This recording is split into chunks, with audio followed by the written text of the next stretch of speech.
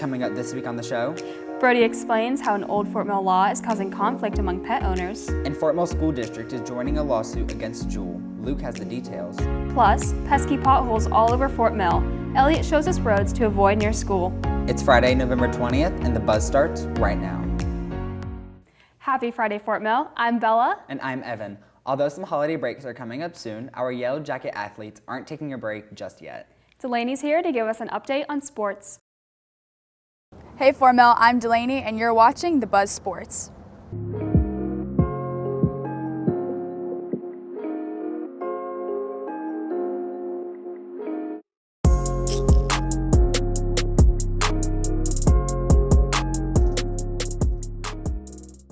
Boys basketball had another scrimmage on Tuesday against Union County High School, and girls basketball had a scrimmage against Indian Land. And the cheer team will compete in their 5A region meet this Saturday. The winter sports season has officially started. Earlier this week, I had a chance to interview one of Fort Mill's wrestlers about their upcoming season. Well, as always, we're expecting to do the best that we can and hopefully win a state championship for the school. We're preparing by just training as much as we can, conditioning, and just making sure that everybody's ready to do the best that they can.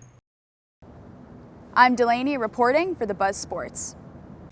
Thanks, Delaney, and good luck to all of our athletes starting their winter seasons. In other local news, a Fort Mill pet owner might have to give up her beloved pig. Now she's working with the town so her pet can stay. Brody's here to tell us more about it. Many people have pets, dogs, cats, hamsters, and even snakes. But one pet you don't hear about very often is the pot-bellied pig. Nicole Burrell, a Fort Mill resident and proud pig owner, is currently working to add an amendment to an ordinance to keep her pig Ruby. I've had her, she will be 4 January 15th, and I got her at 8 weeks old, so I got her sometime in February. She is just pet, no accidents in the house. She's house trained like a dog. She's a wonderful companion. She's friendly, doesn't make any noise, no barking. She's just great to have around. So my first reaction to hearing the city wanted me to get rid of her was devastation. Ever since I found out a few weeks ago, I've been doing everything I can to get my information together to really do my best to try to, make sure I can keep her. The ordinance in question says it's unlawful for any person to keep or maintain any hog, chicken, or other fowl within the town. City Councilman Jamie Shuri gave us a statement on the matter saying, once the council has had the opportunity to listen and review any needed information, it will be determined and voted on if a change to the ordinance is warranted. So I've done a lot of upfront work. I had to go in front of the town council last Monday. They were very welcoming and very nice and supportive of my request and understand where I'm coming from, that she is my pet and she's like a dog or a cat is to you. And they understand. So they wanted to take all the information that I presented, all the information that they are gathering, and they're going to make a decision about what they're going to do, if they're going to honor my request, if they're going to make a change, if she'll be allowed to stay here. They're going to go through everything and make a recommendation or they're going to make a decision. And then, but until then, Ruby can stay. So, for right now, she's here. Ms. Burrow will continue to work with City Council to change the ordinance, but there's no timeline as to when the decision will be made. Reporting for The Buzz, I'm Brody. Thanks, Brody. Who knew pigs could be so cute? I don't know, but now I want one. From pot-bellied pigs to potholes, Fort Mill is full of them. Elliot's here to show us some of the dangerous spots on the roads near school. In Fort Mill, roads can be good or bad, whether it's new construction on Highway 160 or roads as bad as Sam Smith and Dam Road. These roads are all around Fort Mill High School, so some students will even go out of their way to take a different or slower route to avoid roads such as Sam Smith. I asked some students what route they take to school. I take a back route to school to avoid Sam Smith because of the potholes on the road. Well, I live in the back of TK, so I usually take the back way, where you take a right, or the first exit on the roundabout. And I usually end up taking the Sam Smith road, and there's a lot of potholes. Like I've ran off the road a couple times into the grass, and it usually gets pretty bad. Like a buddy of mine, his tire blew out on that road, so there's a lot of potholes on that road. It needs to be fixed. I reached out to David Hooper from Rock Hill Fort Mill Transportation Study, and while he couldn't exactly say whether we're getting upgrades to our roads around Fort Mill High School, he did say some new developments coming in over by Kingsley. We're going to be putting in what's called a directional interchange. It's an innovative configuration, not something we're used to seeing. It'll have 2 flyover bridges as a part of it. And it will vastly improve our ability to help people get on in the morning to go toward I-77, as well as get off for those who are coming south from Charlotte to go into Kingsley. I will even take an extra turn to avoid roads like this. Some of these roads will be fixed soon, and some of these will be like this for a while. If you can't avoid a pothole, please slow down and don't speed over it. Reporting for The Buzz, I'm Elliot. Thanks, Elliot. New this week, the Fort Mill School Board announced that they're joining a group lawsuit against the e-cigarette company Juul. Luke talked to the people handling the case about why Fort Mill is taking the company to court. This week, the Fort Mill School District announced it'll be joining dozens of other schools across the country in the class action lawsuit against the popular vaping brand Juul.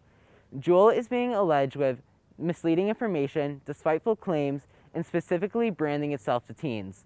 We have a legal team that represents our district, and our legal team was approached by a national conglomerate of legal firms that represent school districts in particular about the growing epidemic of vaping and marketing of any kind of vaping. Marketing is money, and that's what Juul understands. Juul understands that they target this age group. They get them addicted early. They have a customer from now until they're 50, 60, 70 years old. And any winnings, so to speak, that might come from this case will go right back into educational tools, whether that's curriculum or cessation programs to help kids stop smoking or that are hooked on nicotine. Earlier this year, the federal tobacco law raised the age to purchase tobacco products from 18 to 21. The age of it is irrelevant to us. The effects are still harmful whether you're 20, whether you're 21, or whether you're 13.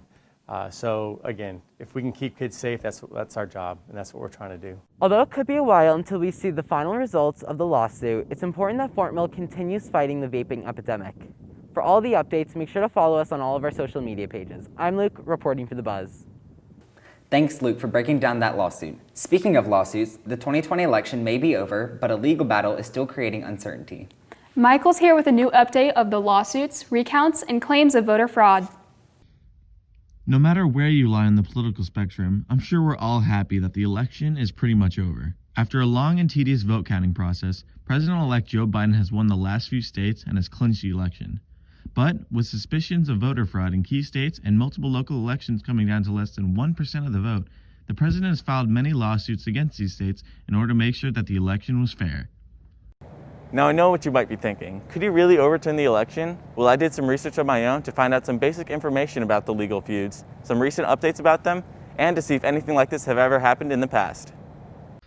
First, a brief rundown. After election night, incumbent candidate Donald Trump won key states and was leading in many more, so there was no accusations of interference until this lead began to slowly disappear. But with supposed unrealistic dumps of mail-in votes for Biden, 30 lawsuits were filed in 6 swing states under claims of election interference. In recent updates, yesterday, November 19th, was an important milestone. According to Today News, the Trump campaign has lost lawsuits in Arizona, Pennsylvania, and Georgia after dropping its lawsuit in Michigan. It would seem that this chapter would be almost over, but the Trump administration is far from over with fighting. Now you may be confused about all this political talk, but just know that in the 2000 election, Al Gore was pronounced the winner of Florida before the Bush campaign filed a lawsuit for a recount of the votes, and in turn, winning the presidency.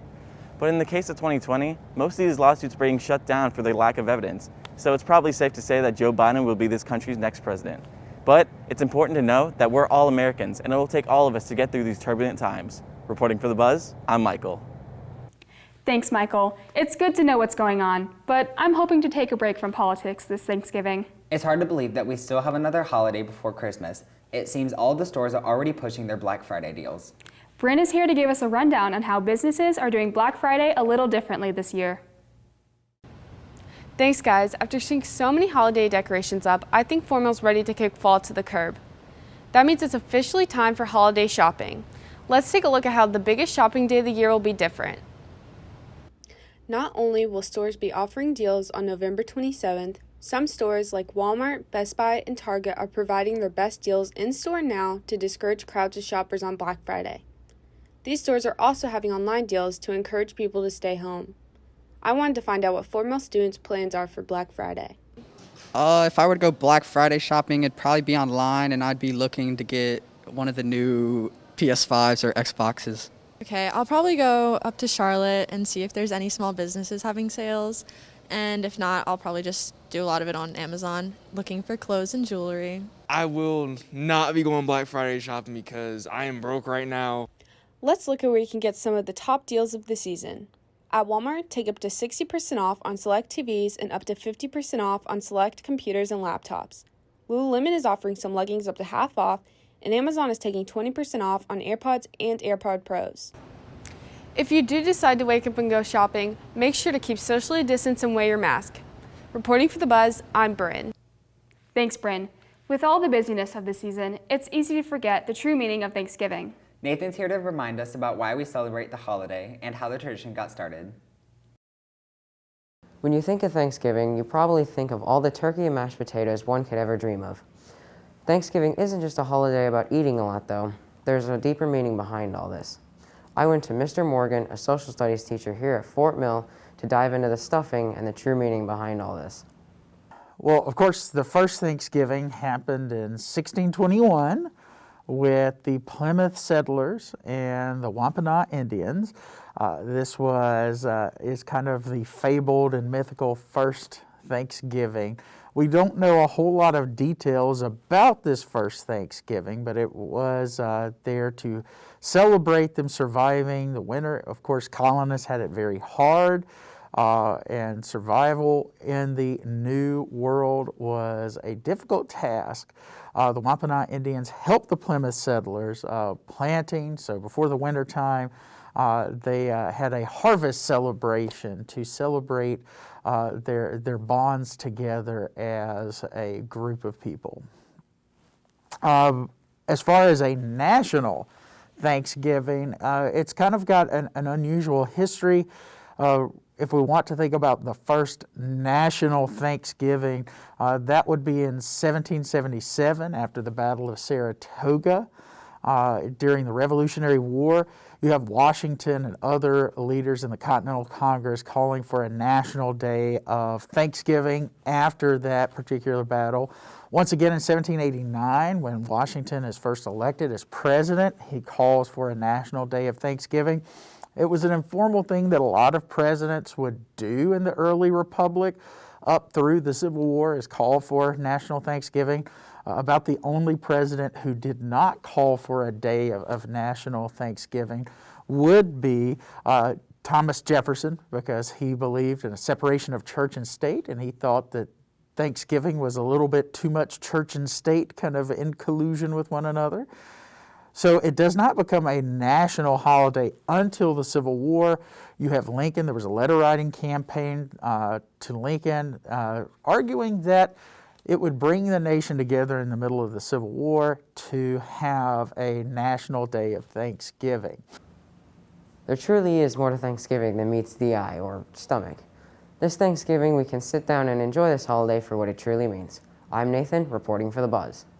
Thanks, Nathan. What are you thankful for, Evan? I'm thankful that we can go to school in person. What about you, Bella?